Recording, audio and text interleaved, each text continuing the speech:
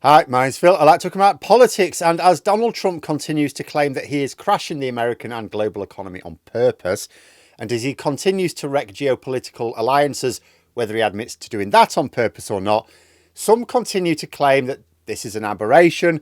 Once Trump's term ends, we can all get back to normal. But a former British diplomat has explained why this is not going to happen. Even Keir Starmer, who is taking a very diplomatic line on Trump, has said that those alliances are permanently gone now. Trump and Vance have permanently destroyed America's reputation. And I imagine that after this betrayal is over, even the relationship of Americans with its own government will have to fundamentally change. But first, for daily news and commentary, please hit the subscribe button to stay notified. So, although there are still some people trying to desperately tread water and wait for the flood to recede, increasingly European leaders and commentators are saying that the relationship with America is permanently wrecked. Not strained while they wait for Trump's term to end like last time, but permanently strained. Keir Starmer is attempting to use the trade talks which preceded the global tariffs as a way of reducing the burden on the UK directly. He also needs to engage diplomatically for the sake of Ukraine as well. And this could be seen as an attempt to stay tethered to the old world order and manage what some may think is just a bit of turbulence. But Downing Street yesterday issued a statement saying that Trump's tariffs have created a new era in global economics. Now, even some world leaders who are taking a much more confrontational approach with Trump have not gone as far as to say, yeah, the economic system is now fundamentally different. What Starmer is saying is not that, yeah, this is really bad, we all need to work together, in 6 months' time, hope Trump backs down. No, he's saying the old normality is just gone now. That's it. Forget it. It's dead. Move on. It's a diplomatic reference to global trade being conducted not by negotiation, but by bullying and opportunism. Starmer has said that Trump has now done to the world economically what he did to Europe defence-wise. There is no going back. But although Starmer has to be diplomatic, the more plain-speaking explanation for where we are now has come from, ironically, a former diplomat, Peter Ricketts. He was being interviewed about the situation and he was asked various questions, certainly about his thoughts for the future relationships between Europe and America.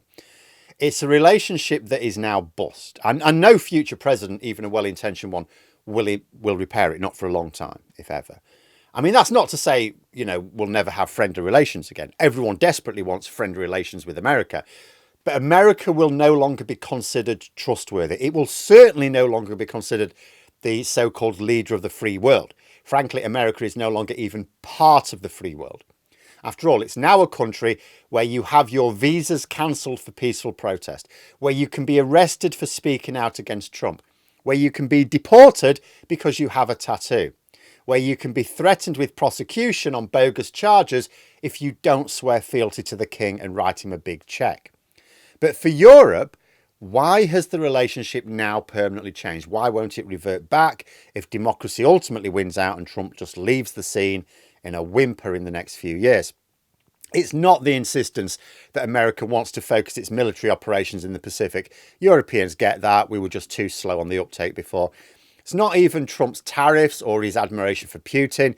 This is one idiot president who will hopefully be gone in a few years. There's more to it. Vance's speech in Munich in particular was seen as a real burning of bridges. It caused deep offence. But more than that, it shattered an illusion about aligning interests between the USA and Europe based on something that happened 80 years ago. Ricketts pointed out that Biden was the last president who is going to think in terms of Cold War politics. And so when it came to support for Europe, he was the exception, not Trump. And this is what people like John Bolton, who say we just need to get past Trump, get back to business, may not appreciate. And that's just the situation now. See, Europe was already working on a plan to rearrange defence spending and development. This is fine and in time hopefully works out for the best. But when you consider that many European governments are taking seriously the security threat from Putin now, as well as the climate emergency threatening us all, Trump's global trade war is a barrier to dealing with those threats because it sucks out money from the system needed to combat them. In the next few years, mistrust in America may run so deep that it could take a generation or longer of serious attempts to restore relationships and alliances. And will the next proper US president care enough to make those attempts? Because they may not last long enough to succeed, even with a double term. Will any president want to begin the work of rebuilding bridges, knowing that it may be their successor who has to carry on the work before it brings dividends? Especially as, if the next president actually cares about their country, they're going to have to put a lot right domestically. They're going to actually rebuild trust with their own people first. Even that may be a challenge too great for a single president. Essentially, Vance has set Trump's government in opposition to Europe. Not just that America is no longer interested in allying with Europe, but the language used is the language of actual opposition. And then Trump himself has forced Europe to do two things which previous American governments were desperate for Europe to not do. First, lay a path towards becoming self-sufficient on defence and maybe in time security. Second, to become much less reliant on America for trade. Now, if Europe does, over the next few very turbulent years, find itself leaning less heavily on America for both of these things, it will find it easier to continue along that path. At that point, where does America's global influence lie? It's withdrawing its funding for soft power in parts of Africa and Asia as well. Where will America's influence in a few years' time be? Even the penguins are pissed off. I mean, in a way, the idea of the West that we've had for the last 80 years is basically over now. The Americans will treat the Europeans, including the Brits, transactionally as every other country. There's no kind of sentimentality. There's no sense of allies have a special call on America. It's America only, not just America first. And then in that world, we've all got to work much more closely together. And this is the crucial point at the heart of this. After Trump's first term, Europe sighed and thought we'd survive Trump.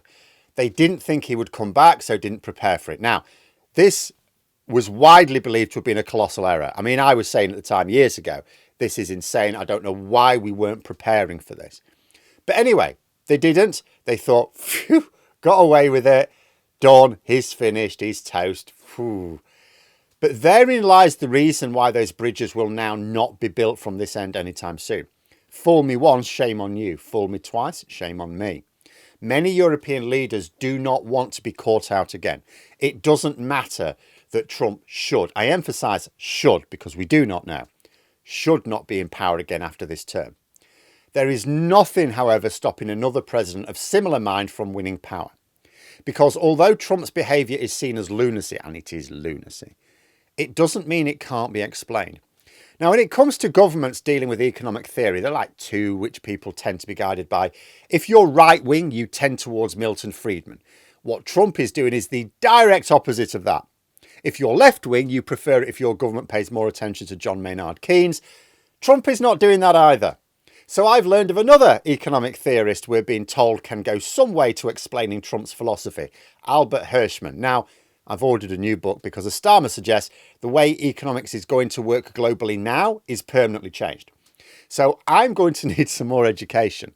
But the point is that Europe, which is now going to pay the price economically and in terms of continental security for not divesting itself of its dependence on America in the last few years, is not going to allow itself to make the same mistake again. Europe is not going to wait and see if Trumpism dies out in the next few years. It's going to work on the assumption that it is here for the long term. And if it does end, it may just be a pause until the next time. I am increasingly seeing interviews like this where there's a real feeling that Trump and Vance between them have permanently shattered the alliance between America and Europe. It's a shame, because the big winners are the megalomaniacs like Putin, Netanyahu and so on, who are going to cause much more suffering while everyone else is distracted, shoring up their own defences against a reordering of the world, which is powerfully against America's interests. You know, when Ricketts said, you know, that there's this America only, not an America first approach, but an America only approach, I'm going to have to disagree. This is not America at all. It's Trump. It's a Trump only approach. America does not win from this. There is no outcome where America wins, unless the rest of the world does as Trump wants to go, oh, yeah, we'll just drop all our tariffs against you and we'll buy more of your stuff randomly. Because that doesn't work. Because what Trump fails to understand is the reason why America, and there's only so many countries where they have this negative deficit anyway, but there's the reason why some countries sell more to America than they buy from America. It's twofold. First of all, America's a rich country. It can afford imports, right? So, of course, it's going to import. That's just what happens. But secondly, a lot of what America makes, okay, we around the world we tend to like American television and film, stuff like that. There are some really good exports. Most of it's shit. It's like, make better stuff. So there is no realistic outcome where America suddenly wins in the way Trump sees it. America has set itself up as the enemy of everyone as well, except maybe Russia. People tend to resent that. So then you're going to get like consumer-led boycotts, never mind retaliatory tariffs, consumer-led boycotts of some American things. Trump is trying to create a world where might makes right, in the belief that because America has the mightiest economy, it will win. But just because he is abandoning alliances doesn't mean others will. In fact, in this new era of which Starmer speaks, the only way to survive is to form alliances. The little guy will be eaten up, so little guys need to band together. Fortunately, we've already worked out a way to do that in Europe.